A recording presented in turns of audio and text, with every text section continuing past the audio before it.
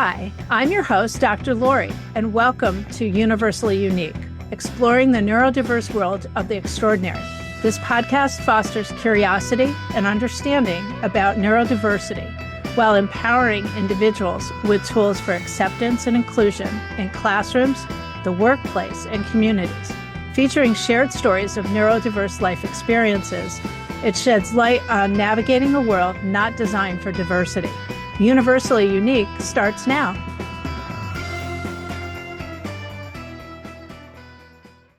Hi, this is Dr. Lori, and this is the second part of my discussion with Robert Marshall. As introduced during our last episode, we are going to talk about an ADHD diagnosis in boys of color. As we consistently do, we'll spend a couple of minutes taking a few breaths before we dive into this conversation. So we'll take 3 box breaths. You're going to breathe in for 4, hold for 4, breathe out for 4, hold for 4. I'm just going to count the 3, 2, and the 1. So take your first breath.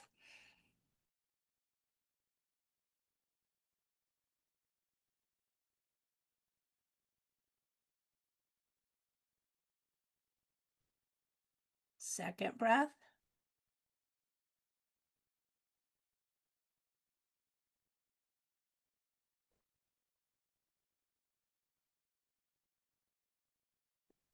Third breath.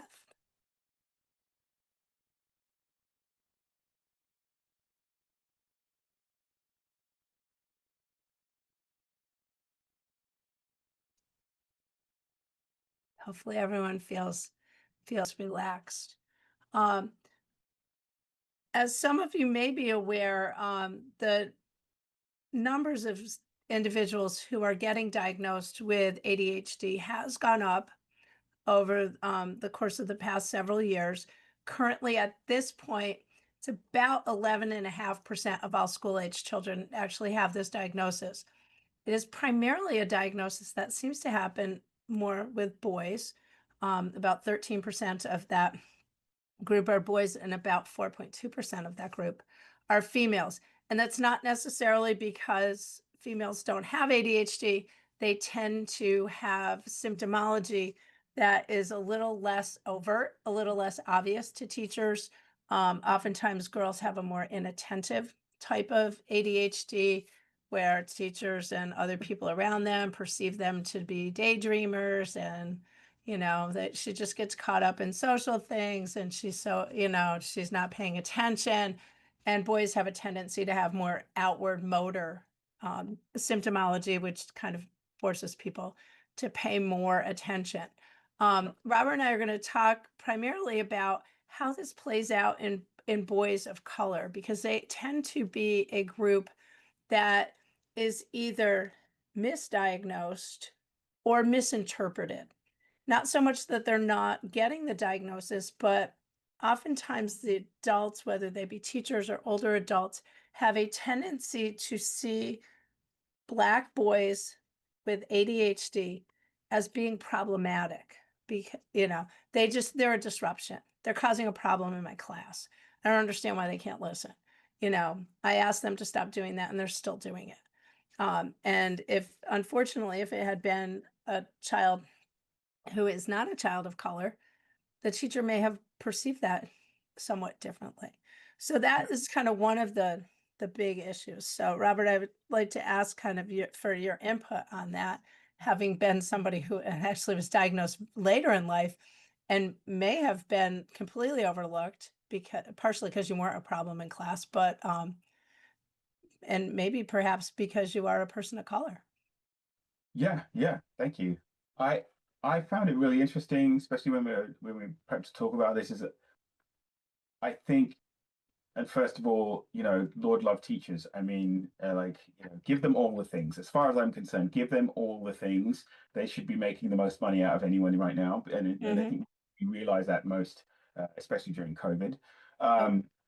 But it is, as we say, the challenges with large classrooms, and if there's a spectrum of kids in your classroom and one of them is kind of quiet, maybe you're not going to focus so much on them, right? But if on the other end of the spectrum, there's someone who's just like very busy and interrupts and can't seem to keep still, and is distracting the rest of the class, then they will be, it's like they will be, as you mentioned, problematic. Now, the Mhm. challenge I think that teachers, and my assumption is that teachers face, is that there's kind of a model that's already set up in their minds, which is, hey, if this kid who is, can't sit still, bops around, does all of this, interrupts, etc., as a white kid, maybe my thing is, hey, what's going on there?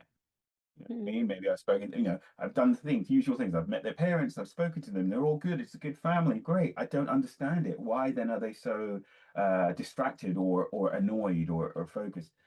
And there is a challenge where people encounter a black boy and then they feel like they already know what the problem is. It's like, we're following similar patterns, right? You're really loud, you're not listening, you're being disrespectful, you're distracting the class, you're being a class clown. And that was Mhm. certainly me. I had no ill intent at all, but I was the class clown.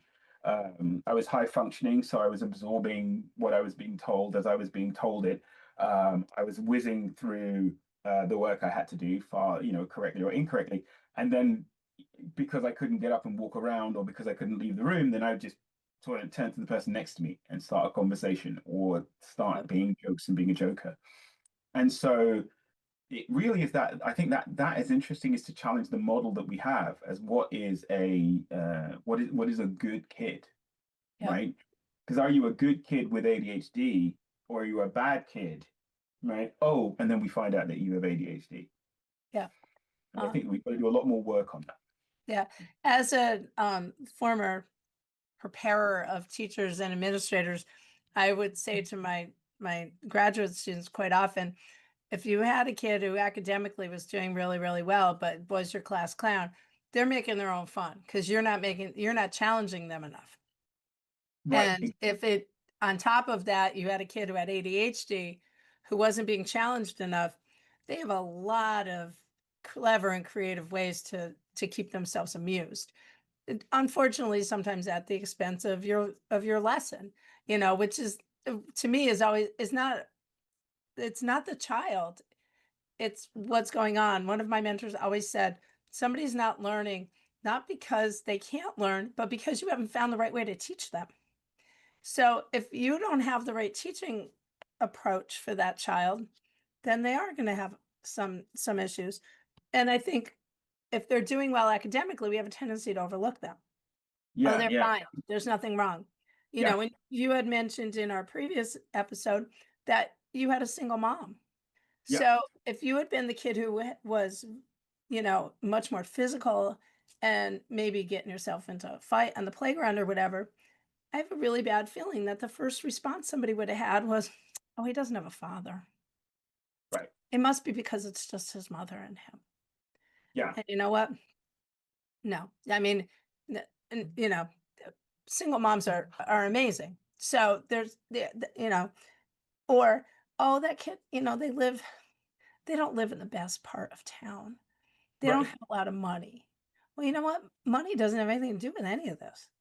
No, I think potential. It's like potential, and that's what I would definitely get on my report cards at the end of the year. Is like the great potential. He's so much potential, such a Mm. smart kid, whip smart kid. But we just wish he would focus more in class, and he's a bit of a class clown. And like they all now make sense to me. The challenge is the messaging that goes home, right? Because then the messaging was not how do we help your kid focus?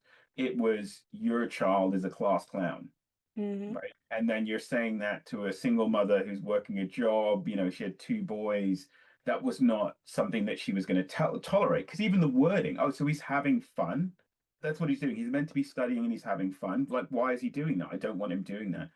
And then there's the force and pressure that you get applied at home, which, it takes years to realize that, yes, you can force conformity into a child, but if what they're doing is they're already taking in stride their ADHD to do that, that's a lot of work that you're doing, right? It's not Yeah. even the work that you're doing, it's then the additional work to focus, it's then the Mhm. additional work to to do what the other folks around you are doing and Yeah. saying you've got to do. And it's so hard. And it creates also real tension between the parent and the child, because the Yeah. parent, and especially in a single parent environment, uh, it would come with discipline.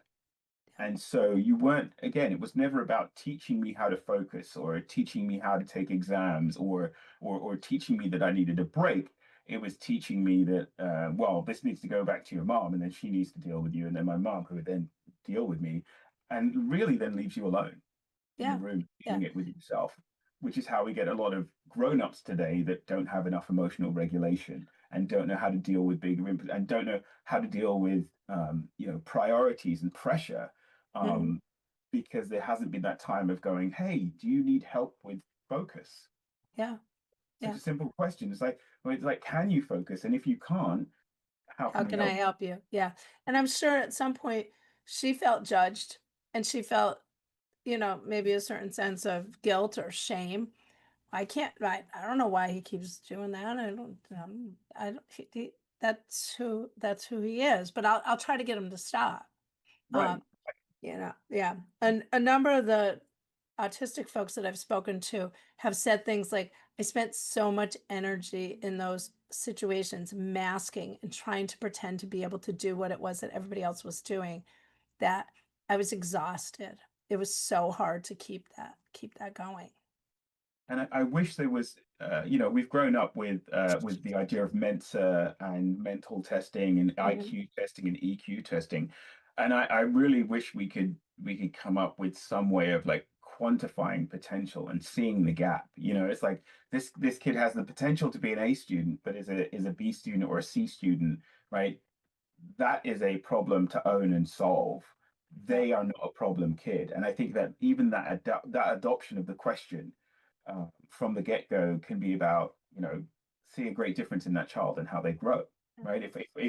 If I come into the room or you come into the room and you hear your child is having challenges focusing, and that's something that I wish we could help with, it's completely different than, oh, your child's a class clown. As soon as they're done with their work, they start joking and kidding around, right? One of them feels like a disciplinary issue, and the other seems like a conversation about support. Yeah. And maybe finding ways to channel things. Yeah. I don't watch a huge amount of television these days, but there has been a commercial lately where there's a young boy, I think it's British. Um, he's like tapping his pencil and he's constantly making noises, and teachers are trying to get him to stop. And then all of a sudden, this one teacher hands him a set of drumsticks, and he finds his place. That's where this this is where I can channel that tap tap tapping, the click click clicking, and all the things that I'm doing. Um, and I love that commercial. I don't know if everybody else is reading into it the way that I do, but I am a special educator, so I saw that in that. But I thought it was quite clever and a nice subtle message. Yeah. I mean, I love the fact that that gets the message across without needing to. It's like, without being heavy-handed. In classrooms now there are hand crank desks, and there are under the seat desks, under seat with pedals, Yeah.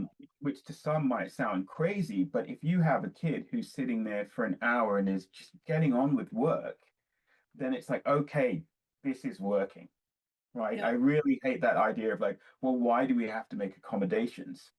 And so, well, we make accommodations so that we can get them to their potential. This is Exactly. an A potential kid that's doing B or C work. Like, let's help get them there, as opposed to have them be B's and C's and then washed out. And whatever it is that they're going to be as adults is probably something we really need because, more often than not, those are the folks who they're the entrepreneurs, they're the problem solvers, they're the creatives. And we need that. Um, the other thing that I noticed as I was doing a little bit of research into the background is that sometimes families are concerned about their child getting a diagnosis of ADHD because they already feel, especially a black boy, already is coming to the table with people with a lot of preconceived, inappropriate, inaccurate judgments. So if I have a child who gets a diagnosis of ADHD, I've given them another label and then they try to avoid that label, which I think is not great. Yeah, I mean, I think that's heartbreaking, having gone through it as the parent and potentially going through it as the child. Um, I mean, there's lots of thinking like, I don't want a handout. Like, why do I need to know I don't want a handout? It's like, okay, well, it's not about handouts. Again, it's about leveling the playing field. But Exactly. also, and also it's about you really get like seeing these kids come alive, right? And loving that. We often wait until a kid finds their subject matter, and then that's what we see them come alive that way, right? Or we see them come alive with sports, or we see them come alive with other things, and we're fully invested in that once that Mhm. happens.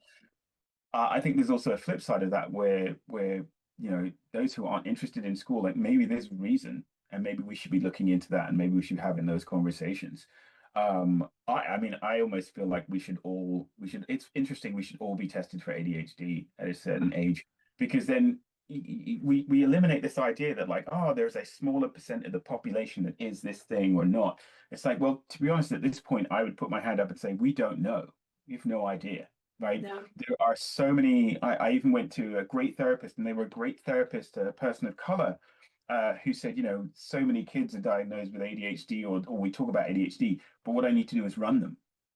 And I'm like, I love that as a tool rather than the whole thing, right? It kind of Mhm. scares me because they're like, okay, well, I'm just going to run them and only run them. Well, it's like Tire actually, them out. Yeah. No. yeah, you're going But to do it's that. as a potential strategy, like, meditation or a stress ball or, the chair with the pedals and all of those things. Yeah. Yeah, Um, finding a variety of different ways to do that, and you just brought up a good point that you had a therapist of color. Those folks are really hard to find. It's right. really hard Yeah, to find folks to do the diagnostics on a child of color who is also somebody who understands culturally what the big picture. yeah, And as a clearly obvious white woman, I do my very best in situations, but I don't I don't understand your reality. In a way, you probably don't understand mine, but yours is probably more complicated than mine, especially in the current our current world yeah, right now. yeah, Um, yeah, so I think finding those folks is very difficult to find. And yeah. you're I in a find more urban area, so you're lucky, but we get a lot of families that live in more rural areas. Finding a practitioner, period, period. Right. is tricky. Um, Yeah. yeah, And especially to try and find one of color. And like there are lots of waiting lists. You can find them, but there are lots of long waiting lists. And I do hope that the spaces go to kids with color. I found myself working with a therapist who also focused on kids with color, and so we had lots of conversations about it and raising kids and all of those things. And yeah, it's so important, I think, to get a basic level of understanding culturally as yeah, well. yeah, And I think it's interesting, and we can even broaden it to say not just I think Black people or African Americans, but just to think about, I think, the immigrant mentality, right? The immigrant parent mentality, which is, I ran 1,000 miles a day so that you can only have to run 10 miles a day, right? yeah, What I want to do as a parent is I want to set you up to run 1,000 miles a day. If you have to run 1,000 miles a day, you're going to be able to do yeah, that. Right. And I think that there is a lot of pushing in that can also come with that ADHD put down, right? It's kind of like, well, no, you don't have ADHD, but you've got lots of potential. So we just need you to work harder. We need you to focus more. We need you to, and it's like, if yeah, I knew how to do those things, if I was taught how to do those things, if I was helped to do those things, I'd do them all. But yeah, actually, if all you're saying to me is, um, you have to do it, and I am going to discipline you over and over and over again until this becomes a problem. What you do is you take a child who then masks internally all of their own turmoil, right? yep, So it's like, I've gone through the exercise, I've done the exercise, I've finished. But actually, if I make noise in this situation, I'm going to be in a problem. My parents are going to hear it. I'm that problem kid. So then you do something worse with someone with ADHD, which is to say, sit still over and over to yourself in your head, sit still, sit still. and that doesn't help either. It's an extreme, No, an no, it's right. almost impossible. And ADHD it likes to have friends. Like it likes other um, types of diagnoses. It's very friendly with anxiety. Right, And yeah, you pair a child who has undiagnosed ADHD or diagnosed ADHD that's not being respected and right, treated appropriately, you raise their anxiety level. And yeah, then we have a different problem. And I'm certainly, I'm not a mental health professional. I spend a lot of time with them, but I don't, I'm not. But we keep seeing things like suicide rates going up, right. kids, kids causing self-harm. You know, are these things all kind of coming together because we're not meeting their needs? And if you Yeah, don't yeah, recognize how I'm operating, and I have to keep fighting to make my square self fit in this little round hole, maybe this square self isn't going to be here anymore. Maybe the square self is going to go to wherever it is people go when they're not here anymore, which is right. a horrible thing. Yeah, I mean, we look at the suicide rates among black men are incredibly high as well. And, I think of myself and like being high functioning, which I'm incredibly thankful for, has also meant that I can always see the life that I could be leading and the life I could have led. And I can see if I was here on always here on time, or if I made this, or if I had the space, if I had all of that. And ultimately, what would happen after a lot of that is anxiety and depression, Yeah. right? Yeah. And it almost becomes like, procrastination moves into anxiety, moves into depression. So it's like, well, I can't do any of those things, so I'm just going to go lie down for a bit and feel better. And when I feel better, I can come and retake the world. Yeah. But I think there's really some things that we can be helping teach kids at the kid level, and even now at the grown up and adult level. Oh, I yeah. again, Absolutely. I found the unshackling of a late stage diagnosis really helped me Yeah. look back and go like, okay, I get it, I get it. Yeah. And it's a vicious circle. If we don't help somebody get off that little treadmill, they're just going to keep running on that treadmill. Like we've got to find a way to put the brakes on, help them step off, help them find the skills and strategies that they need. You were talking about, kids having things in class. One of the students I had at one point, clearly, very clearly, a person with ADHD, sat in a class and went, "This is a noise that makes me want Right, to tear my hair out." right, So I was like, "I'll be right back." And I walked out of the room. I walked to my office. I picked up a basket of fidget toys. I walked in and I put it down in front of this person. And I said, "Please take whatever it is that you need out of here." Because I had taken all the really noisy things out, yeah, and use it in whatever way you need. And everyone else take whatever it is you need. From that moment on, probably for the next like 7 or 8 years until I stopped teaching at this university, I brought that basket of stuff to class, and students would be like, Why did you bring this?" And I'm like, "Because somebody needs it." yeah, yeah, And there'd always be someone who needed something that was in there. Some classes more someone's than others. Some classes only a couple people. But and they were like, "Oh, this is great. I want to do this in my classroom." And it's like, and they're like, "But what if kids throw stuff?" I'm like, "Okay, here's the rule. yeah, If I give you a stress ball, it's to squeeze. If you're going to throw it, then you won't get to use that. And I'll probably have to find something else that you can't throw to help you stay focused." There's this stuff that looks like Velcro that I really okay, like. They're yeah, called calming strips. okay, And they're so like they feel a little Velcro-y. And you can stick them on stuff. So here, you have this instead, so you can't throw that at me or right, at your friends or whatever. But like we have to meet people where they are. And I think one of the things that we're so not doing right now is we're not meeting people where they are. And I right, don't think that that's completely because teachers don't want to, but as you had mentioned earlier, classes are getting bigger, right, especially now that people don't want to be teachers because they don't feel respected. right, It exactly. used to be an honorable profession. People would say, "Oh, you're a teacher. Oh, that's so wonderful." And usually when I told them I was a special ed teacher, they'd go, "Oh, you must have so much patience." It's like, no, I don't really have any patience at all. But thank you for thinking that I Right, do. right, yeah, You know, but we've got to figure out how to regroup and how to give the people who do these jobs the respect that they just, because quite honestly, nobody would be here without a teacher. Exactly. We And can't function without them. I We feel need like them. part of the challenge at the moment, as you mentioned, is almost, the climate of the world right now, and the feeling like, why does it matter? They're not going to get accommodations anyway. Yeah. But really, it's kind of, especially growing up as especially as a Black person in America right now, it's kind of like we're asking for more accommodations. Like, I don't think so. I'm not going to, as you mentioned, I'm not going to give someone another label that in fact can go against me rather than helping. So I Yeah. feel like a rising tide, lifts all boats. And so I think Mhm. looking at accommodations for the bulk of kids, finding accommodations that work for each kid Yeah.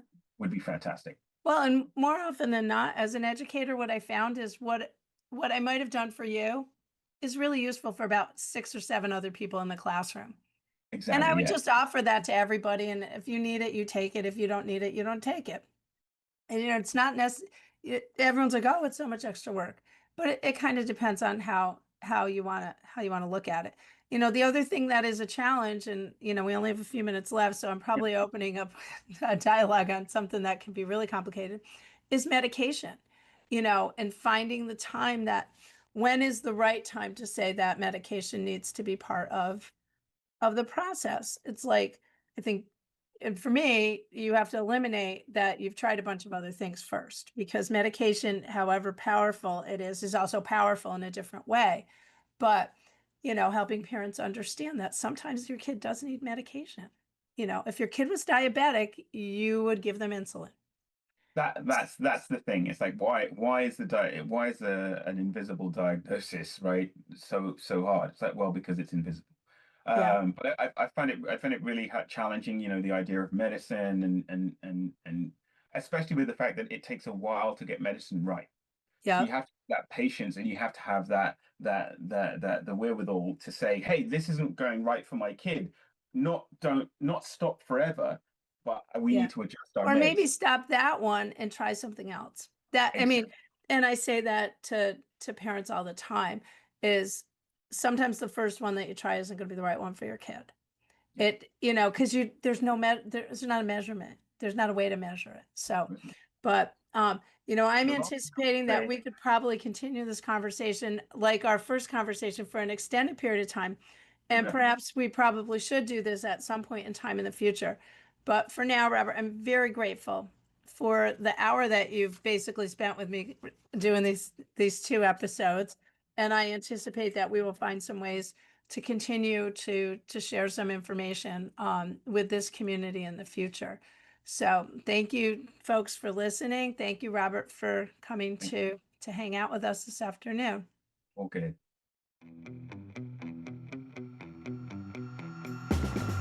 Thank you for listening to Universally Unique, exploring the neurodiverse world of the extraordinary.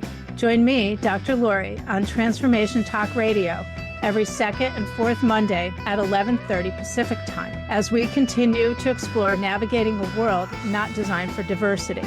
For advocacy and support for individuals with disabilities, let's connect. Learn more about consulting and life coaching at notoholisticconsulting.com.